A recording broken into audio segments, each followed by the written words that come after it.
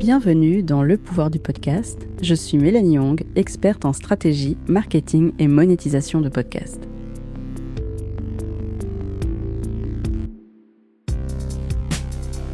Dans cette série spéciale, je vous propose 12 stratégies inspirées des animaux du zodiaque chinois.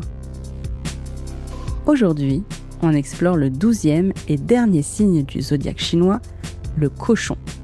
C'est un signe qu'on associe souvent à la douceur, la générosité et aussi à un rapport joyeux au plaisir. On va voir ensemble comment nous inspirer pour votre podcast. C'est parti pour l'épisode du jour. Vous êtes cochon si vous êtes né en 1959, 71, 83, 95 ou 2007. Dans le zodiaque chinois, le signe du cochon, c'est celui qui est connu pour sa droiture, sa générosité aussi, son goût du partage, son côté épicurien et sa joie. C'est pas un signe qui va chercher l'attention des autres, mais il va donner sans compter. Il aime faire plaisir, il offre de la valeur, il fait les choses bien aussi, avec application. Si vous êtes un podcasteur du signe du cochon, vous avez peut-être un podcast déjà très riche en contenu, vous êtes sincère dans votre ton et très généreux dans l'expérience que vous offrez à votre audience. Ça peut être dans le contenu de votre podcast ou bien par des bonus par-ci par-là. Le cochon, il ne compte pas ses heures, il crée avec le cœur. Mais, revers de la médaille, et vous pouvez peut-être vous en douter, ce côté don de soi peut aussi le mener à l'oubli de ses propres limites. À force de donner trop, il peut risquer de ne pas rentabiliser ce qu'il fait. Mais s'il arrive à se canaliser et à mettre des limites à ce côté trop généreux, le cochon propose du contenu de très bonne qualité avec beaucoup de joie et de générosité. Maintenant, comment s'inspirer des atouts du cochon pour votre podcast ?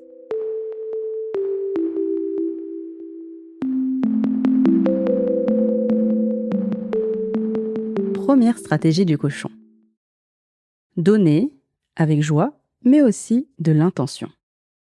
Le cochon, comme je vous ai dit, c'est un généreux, il aime faire plaisir, il aime se faire plaisir et faire plaisir, c'est dans sa nature. Mais pour que cette générosité soit bien équilibrée, il a tout à gagner à la canaliser pour créer encore plus d'impact. Pour vous en inspirer concrètement, vous pouvez vous demander qu'est-ce que vous aimez offrir à votre audience ? Qu'est-ce que vous vous offrez déjà ? Est-ce que ça a de la valeur ? Est-ce que vous pourriez le transformer ? Est-ce que ça leur est vraiment utile ?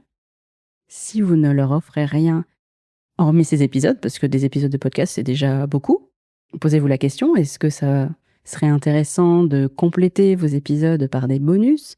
C'est pas toujours obligatoire, bien sûr, c'est pas ce que je dis là de vous forcer à créer des bonus en plus, mais c'est une question pour vous faire réfléchir et voir si ça pourrait entrer dans votre écosystème de contenu. Peut-être que cette générosité peut passer par des notes d'épisodes plus détaillées, ça peut passer par des contenus bonus, comme je vous le disais. Moi, je sais que je propose un contenu bonus à chaque newsletter, donc c'est quelque chose que j'aime beaucoup faire. Ça m'aide aussi à structurer ma pensée et ça me permet de créer des ressources pour vous, mais aussi pour toutes les personnes que j'accompagne. Je peux leur donner en plus parce que je sais que je les ai déjà créées. Ça me donne aussi d'autres idées où ça développe mes compétences de faire des contenus bonus, des ressources, des checklists, des fiches pratiques, etc. Mis à part les bonus, ça peut être de compléter votre écosystème de contenu par une newsletter. Je sais que j'en parle beaucoup parce que je suis assez convaincue par le format newsletter qui complète le podcast. Mais c'est vrai que la newsletter peut bien compléter le format audio parce que ça permet non pas forcément d'offrir du contenu bonus, mais d'avoir un autre angle, votre point de vue, vos réflexions, des articles ou des références en plus que vous pouvez ajouter, des choses comme ça. Donc ça fait partie de cette générosité que nous inspire le cochon. Ça peut aussi passer par un groupe d'échange, par une communauté, et ça, c'est vrai que ça fait partie de la générosité du podcasteur, parce que ça demande de l'organisation, du temps, il faut l'animer. Donc c'est aussi une modalité de générosité que vous pouvez investiguer. Le but, c'est de ne pas vous rajouter du travail pour du travail ou de la générosité pour la générosité, mais que celle-ci, si vous avez envie de la développer, elle renforce la valeur de votre podcast sans vous épuiser non plus. Deuxième stratégie du signe du cochon. Célébrez votre joie de créer. Je disais tout à l'heure, le cochon aime faire plaisir, mais il aime aussi se faire plaisir. C'est un épicurien, il trouve du plaisir dans tout, il aime le processus, et donc ce que je vous invite à faire, c'est de trouver du plaisir dans le processus de création. Le cochon, il va vous inciter à aimer créer votre contenu avec gourmandise, prendre vraiment du plaisir dans chaque contenu que vous allez créer, parce que c'est vrai que si vous le faites à reculons, eh bien, ça a tout de suite beaucoup moins de sens, parce que pourquoi créer si c'est pour vous obliger? Alors, je sais qu'il peut y avoir des enjeux de communication, etc., mais quand on fait de la création de contenu, il faut le faire avec plaisir. Parce que sinon, si vous le faites uniquement pour un objectif de communication et de souvent acquisition de prospects dans votre business, dans ce cas-là, peut-être qu'il faudrait vous tourner vers la prospection plus directe si vous n'aimez pas du tout la création de contenu. Ce plaisir de la création de contenu, il peut se trouver par les rencontres que vous faites, il peut se trouver par les sujets que vous abordez. Il y a une sorte de stimulation intellectuelle qui peut vraiment être très plaisante. Ça peut se trouver par le fait d'être fier de ce qu'on fait, en partageant des coulisses aussi et avoir des échanges avec votre audience. Voilà, il y a 1000 façons de trouver du plaisir dans ce que vous faites à travers votre podcast et vos contenus. Et je vous invite à déterminer, à identifier ce qui vous plaît le plus pour mettre l'accent là-dessus et pourquoi pas le développer plus que le reste. Vous pouvez vous demander où est-ce que vous ressentez le plus de joie et à cet endroit-là, est-ce que vous pouvez multiplier ces sources de joie? Ça permet de revenir à cette place le plus souvent possible pour vous dynamiser, vous donner de l'énergie et permettre, in fine, un contenu durable à long terme. Pour vous donner un exemple, de mon côté, le plaisir que j'ai pour créer des podcasts, il est différent en fonction des podcasts. Par exemple, quand pour ce podcast-là, Le pouvoir du podcast, il y a beaucoup de stimulation intellectuelle pour moi, de structurer des épisodes et de monter en compétence sur certains sujets. Beaucoup aussi à inviter des personnes que je ne connais pas, pour avoir cette opportunité de discuter de leur podcast, et surtout, moi ce qui m'intéresse beaucoup aussi, en plus de leur stratégie marketing, monétisation, etc., évidemment, parce que c'est le cœur de mon podcast, mais ce qui m'intéresse aussi, c'est de découvrir leur personnalité, de découvrir les raisons pour lesquelles elles ont lancé leur podcast. Ça, c'est hyper stimulant pour moi.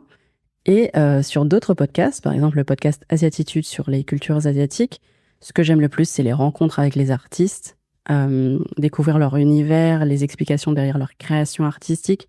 Ça m'intéresse beaucoup. Et un dernier exemple d'un podcast totalement différent, le podcast Mira, la saison 2 de ce podcast qui est une fiction que j'avais que j'avais écrite pour le studio Ochenta. C'est un podcast de fiction en 8 épisodes, plus un bonus. Et ce qui avait été très intéressant, c'était à la fois toute la partie préparatoire à l'écriture, qui consistait à des recherches de mon côté parce que je parlais de l'histoire de migration inspirée de ma famille, donc il y avait toute une partie recherche, interview, etc. Et surtout, la partie écriture de fiction et écriture narrative avec toute cette partie d'immersion sonore qui était hyper intéressante artistiquement. Donc voilà ces exemples, c'est pour vous montrer les 3 exemples complètement différents, mais où la joie s'est manifestée dans des endroits différents. Donc là, je parle vraiment de la création de podcasts en tant que telle, mais votre joie peut aussi se manifester à travers les partages que vous faites et les retours des audiences que vous recevez. Les retours, c'est vraiment quelque chose, je le sais, pour discuter avec beaucoup d'entre vous et moi-même en tant que podcasteuse, les retours des audiences sont une des sources de joie les plus importantes. Voir qu'on a eu un impact sur si ce n'est la vie, en fait, au moins un moment de la vie d'une personne, c'est extrêmement gratifiant.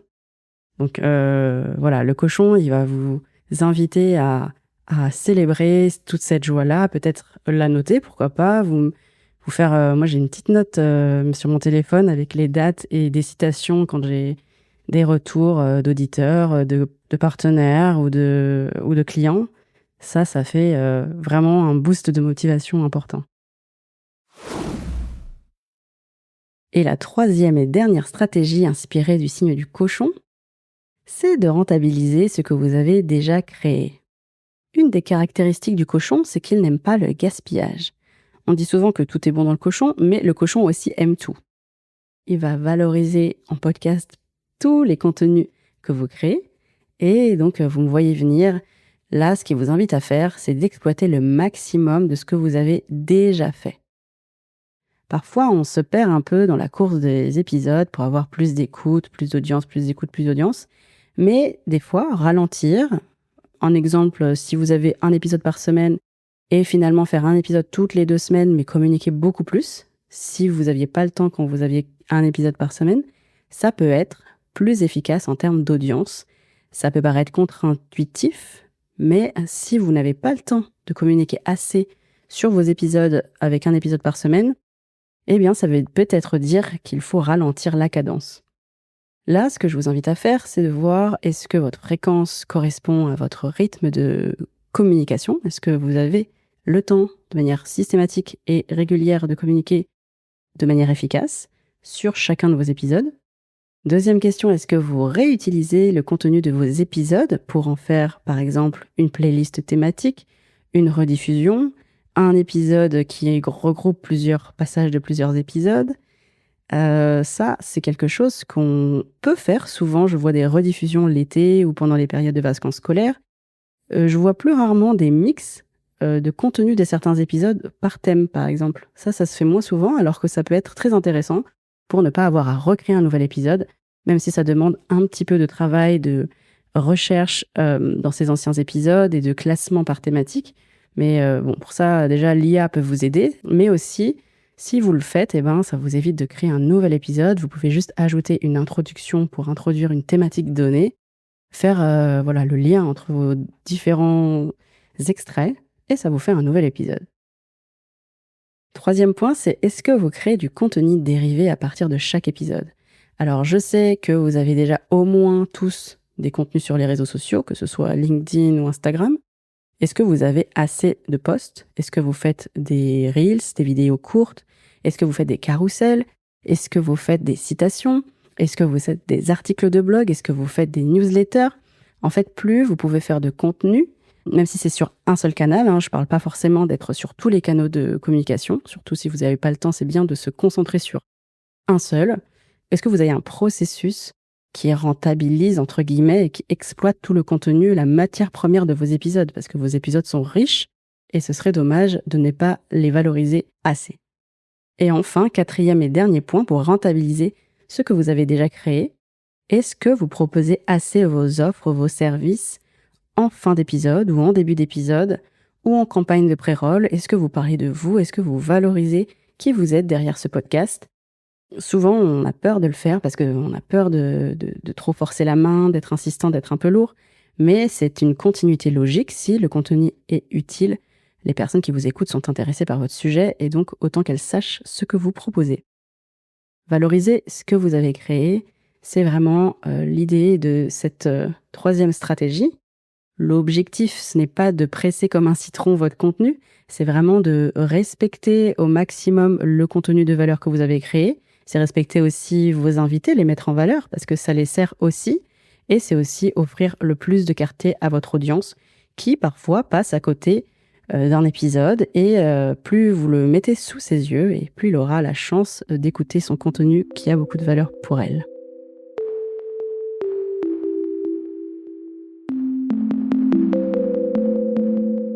En résumé, le cochon est l'animal qui est le plus généreux, le plus joyeux et aussi le plus rentabilisateur, si ça se dit, rentable. Il crée ses contenus avec le cœur et il va faire grandir son podcast avec de la joie pour avoir de l'impact. Il fait des actions concrètes et il rentabilise au maximum. Pour vous en inspirer, posez-vous ces questions. Comment est-ce que je peux offrir plus de valeur sans m'épuiser plus? Il faut que ça vous serve aussi à vous. Est-ce que vous créez ou vous communiquez avec plaisir, pas seulement par devoir? Et où est-ce que se situe ce plaisir dans votre processus de création et de communication? Et enfin, est-ce que vous exploitez bien tout ce que vous avez déjà créé, déjà diffusé? En fait, je réalise que le cochon, il nous invite à créer une sorte d'écosystème, d'écologie personnelle une hygiène de la création de contenu qui doit être à la fois généreuse pour l'audience, plaisante pour nous et rentable in fine. Plutôt une bonne philosophie. Donc, je vous invite à répondre à ces questions aujourd'hui, après avoir écouté cet épisode, parce que je le sais, souvent on ne le fait pas, et puis après vous ne reviendrez pas dessus. Donc, faites-le, prenez une feuille et répondez à ces questions. Et voilà, on arrive au dernier des 12 épisodes du Zodiaque chinois du podcast. J'espère que cette série vous a plu. Sachez qu'on n'est pas tout à fait à la fin de l'aventure parce que je vous donne rendez-vous dès demain pour un épisode bonus. Allez, on est à la fond dans le cochon avec des bonus dans tous les sens. Un épisode bonus, un épisode 13/12, donc c'est comme dans Harry Potter, il ne devrait pas exister, mais il existe. Et dans cet épisode, je vais vous proposer une synthèse de ces 12 profils et surtout comment utiliser ces épisodes pour créer un podcast à votre image. Parce que non, je ne vous conseille pas forcément de mettre en pratique toutes les stratégies de tous les épisodes. On en parle demain. Ce sera aussi l'occasion de vous parler plus en détail de ce qu'il y a dans le bonus de cette mini-série, le guide que j'ai créé inspiré du zodiaque chinois. Si vous n'avez pas pris de notes, tant mieux, puisque vous retrouverez tout dans cet e-book que je vous offre dans la newsletter et peut-être que je vous la mettrai aussi en lien, je vais voir. Si ce n'est pas en lien dans la note d'épisode, n'hésitez pas à vous inscrire à la newsletter parce que je vous mettrai le lien du e-book complet que je vous ai fait. Spécial des Zodiaques des podcasteurs. Voilà, j'espère encore que cette mini-série vous a plu. J'espère que vous êtes reconnus dans un des signes, même si ce n'est pas le vôtre. Et surtout que les stratégies proposées vous ont inspiré de nouvelles actions pour votre podcast. Je vous dis merci pour votre écoute et à demain pour le dernier épisode bonus. C'est fini ? Bah oui. Toutes les bonnes choses ont une fin. Pourquoi ? Parce qu'il faut pas que ce soit trop long pour qu'on puisse l'écouter facilement. Et il faut que je garde la suite pour le prochain épisode. C'est mieux, non ? Oui.